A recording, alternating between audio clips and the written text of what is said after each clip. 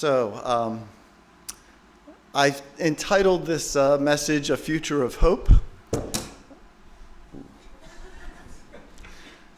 Rabbi's message last night was one of hope, of doing, of taking part in the mission of our congregation and the Jewish people.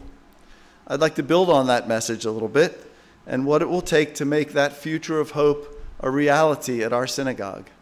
I think there are three basic things that are needed for any organization to be successful: people, money, and momentum. I'll start with momentum because I think we have a lot of momentum right now. Here's my David Letterman list of things, 10 things that I think are giving us momentum. Number one, we hired this great rabbi. And at a time when hiring rabbis was extremely difficult for synagogues. So we got a great match, and if you attended or viewed Rabbi's installation, you got a good sense of just how fortunate both we and Rabbi Mika are to have found one another.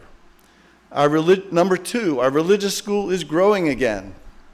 Number three, our early learning center, as Rabbi pointed out last night, has been recognized as best of Harford County.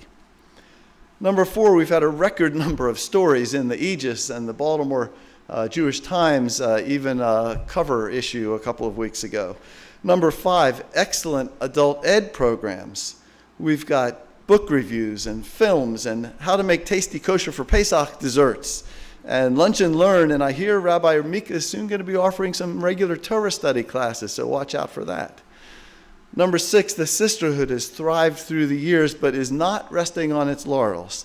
They're working on a strategic plan that will demonstrate to all that this is not your bubby's sisterhood.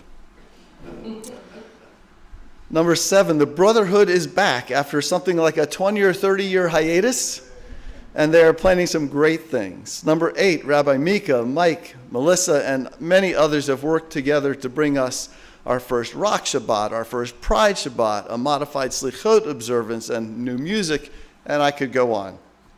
Number nine, next month we'll have our first congregational trip to Israel.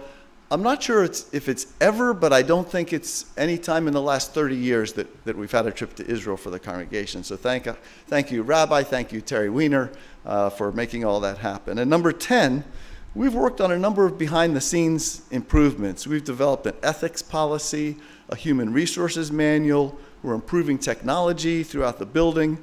We've improved our physical plant to make it more safe and secure, and we're putting in place an investment team to make sure our monies, and especially in our endowment, is safe and growing. And I know that number 10 was kind of like a lot of things squeezed into one, but that was number 10. And many more that I don't have time to mention. So lots of things happening, lots of innovation, lots of ways to get involved, lots of momentum. As for people, we've already talked about Rabbi Mika. Looking forward to lots of good things from her, and our other staff are doing a bang-up job. Administrator Danae Harmon and her assistant Ari Thaddington, ELC Director recently hired Lene Pettigrew, and Assistant Director Danny Lebson, and Sarah O'Donnell in the religious school. It is one great staff that we have now. And what can I say about our volunteers? I did a little number crunching, and we have about 80 people who are serving on one or more of 25 different committees or teams. And if you know me, you know that I'm a cup half full kind of guy. So, and I just skipped a line. Whoops. Okay. So if you're not one of those 80 people, I urge you to get involved. There is plenty of stuff for every one of us to do and get involved in. So we have the momentum, we have the people. Let's talk about the money. I'm not going to beat around the bush, as I sometimes do. I'm not going to sugarcoat the need, as I sometimes do. If you know me, you know that I'm a cup half full kind of guy, because you already heard that like 3 seconds ago.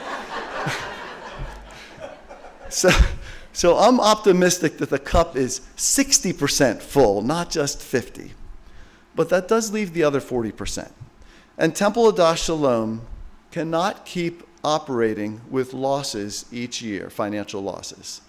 We did a fantastic job funding our building expansion. That was a $2 million project. It is paid off. It was successful because we had leaders with an understanding, a culture of philanthropy that spread broadly throughout the entire congregation. That's what we need today, for this year, for next year, and into the future. Pick your reason why you want the temple to be successful. There's lots of those. And then help make it happen with your annual pledge and your donations. In 2024, we need to average approximately $2,400 per household to meet our operating budget needs. And that's before counting the cost of security personnel, capital needs like occasional roof replacements and HVAC systems. Plus, we need to build our endowment so that the interest can be used to help with future operating budgets. Now, I know every household will not be able to afford $2,400. We know that. But right now, only about 20% of us are reaching that level. I know incomes sometimes go up and go down. We've experienced that ourselves in the Walco household. We will work with every family to continue their relationship with the temple no matter what they can afford. I'm not asking anyone to contribute more than they are able, or how much you volunteer, or how often you go to services. I'm asking the question, do you want Temple Adas Shalom to be here for your children, and for their children, and for the children of the people next to you, and for future generations of Jews who live in Northeast Maryland? It isn't a one-time ask. It's a culture that we must adopt, a culture of giving, a culture of philanthropy.